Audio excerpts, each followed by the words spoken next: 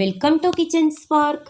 இன்றைக்கி நம்ம சேனலில் என்ன பார்க்க போகிறோன்னு கேட்டிங்கன்னா, கோகனட் லட்டு செய்யலாங்க. சாப்பிட்றதுக்கு அவ்வளோ சாஃப்டாக வாயில் வச்சோன்னே கரைஞ்சிருங்க இந்த லட்டு.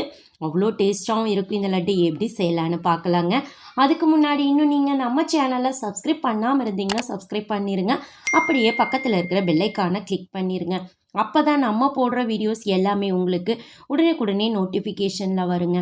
இந்த வரிசையில் நாம் பார்த்திங்கன்னா ஒரு மூடி தேங்காய் இருந்தால் போதுங்க. இந்த லட்டு பார்த்திங்கன்னா சட்டுன்னு ரெடி பண்ணிடலாம். ஒரு 10 மினிட்ஸ் தான் எடுத்துக்கும் இந்த லட்டு செய்கிறதுக்கு. யாராவது கெஸ்ட்டு வந்தால் கூட டக்குன்னு இந்த ஸ்வீட் செய்யலாம். அவ்வளோ ஈஸியான ஸ்வீட்டு. இது எப்படி செய்யலான்னு பார்க்கலாம். வாங்க வீடியோக்குள்ளே போகலாம். பாருங்கள், நான் ஒரு மூடி தேங்காய், நல்லா பெரிய மூடி தேங்காவாக எடுத்துருக்கிறேன். அடியில் இருக்கிற அந்த தோல் எல்லாம் சீவிட்டு எடுத்துட்டோம். இப்போ இதை நல்லா மிக்ஸி ஜாரில் ஆட் பண்ணிவிட்டு அரைச்சி எடுத்துக்கலாங்க. தோல் சீவிட்டிங்கன்னா நல்லா ஒயிட்டாக கிடைக்கும் உங்களுக்கு தேங்காய். ஸோ பாருங்கள் எப்படி அரைச்சாச்சு. பாருங்கள் எவ்வளோ ஒயிட்டாக இருக்குன்னு பார்த்தாவே தெரியுது உங்களுக்கு. நல்லா ஒயிட்டாக வந்திருக்கு. இப்போ ரொம்ப நைஸாக அரைக்கணும்னு அவசியம் இல்லைங்க. ஓரளவுக்கு கொரகொரப்பாக இருந்தாவே ஓகே தான். பாருங்கள், இதை ஒரு மிக்சிங் பவுலில் நம்ம ஆட் பண்ணி வச்சுக்கலாம். பாருங்கள், ஆட் பண்ணியாச்சு, இருக்கட்டும். நெக்ஸ்ட்டு பார்த்திங்கன்னா நம்ம ஒரு கடாய் எடுத்துகிட்டு ஒரு 2 ஸ்பூன் அளவுக்கு நெய் ஆட் பண்ணிக்கலாம்.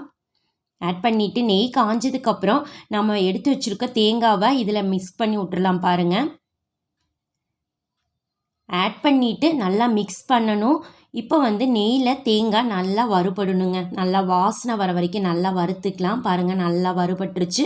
இந்த ஸ்டேஜில் பார்த்திங்கன்னா ஒரு 3/4 கப் அளவுக்கு நீங்கள் பால் எடுத்துக்கலாம். நான் 1 கப் எடுத்துருக்கேன். 3/4 கப் அளவுக்கு ஊற்றிட்டு வேக வச்சு பார்த்துட்டு நம்ம பால் ஆட் பண்ணிக்கலாம். பாலே வேகணும் உங்களுக்கு தேங்காய். பாருங்கள், வேகட்டும். அடுப்பு கொஞ்சம் மீடியமில் வச்சுட்டு நல்லா வறுத்து விட்ருங்க. கருகிடாமல் பார்த்துக்கணும். பாருங்கள், நல்லா வறுத்ததுக்கப்புறம் இந்த ஸ்டேஜில் பார்த்திங்கன்னா 1 டேபிள் ஸ்பூன் அளவுக்கு பால் பவுட்ரு ஆட் பண்ணிக்கலாங்க. நல்லா சாப்பிட்றதுக்கு நல்லா மணமாக டேஸ்ட்டாக இருக்கும். ஸோ பால் பவுட்ரு ஆட் பண்ணிக்கலாம். ஆட் பண்ணிவிட்டு அடுப்பை நல்லா மீடியம்லேயே வச்சுட்டு நல்லா கலந்து விடுங்க. நல்லா கெட்டி பதம் வந்துடும் உங்களுக்கு. இந்த ஸ்டேஜில் ஒரு 1/4 கப் அளவுக்கு மட்டும் சுகர் ஆட் பண்ணிக்கலாங்க.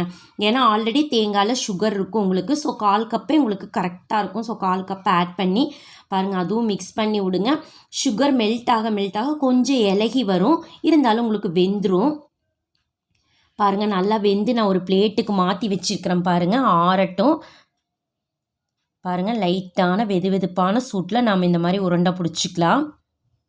பாருங்கள், நல்லா பிடிக்கிற பதம் வந்துருச்சு. ஸோ பாருங்கள், உருண்டை பிடிச்சிக்கலாம். இதில் நெய் ஆல்ரெடி போட்டிருக்கிறனால நீங்கள் கைக்கு எதுவுமே போட அவசியம் இல்லை. நெய் போடவே வேண்டியதில்லை. நம்ம அப்படியே பாருங்கள் உருண்டை சூப்பராக வந்துருச்சு. பாருங்கள், லட்டு நம்மளுக்கு இதே மாதிரி நம்ம இருக்கிற லைட்டான வெதுப்பான சூட்டில் நீங்கள் பிடிச்சிக்கலாம். பாருங்கள், சூப்பராக எவ்வளோ சீக்கிரம் லட்டு செய்கிறதுக்கு எவ்வளோ நேரம் ஆச்சுங்க. ஒரு 10 மினிட்ஸ் கூட எடுத்துக்கலாம். ஸோ ரொம்ப சுலபமாக இந்த லட்டு செஞ்சிடலாம்.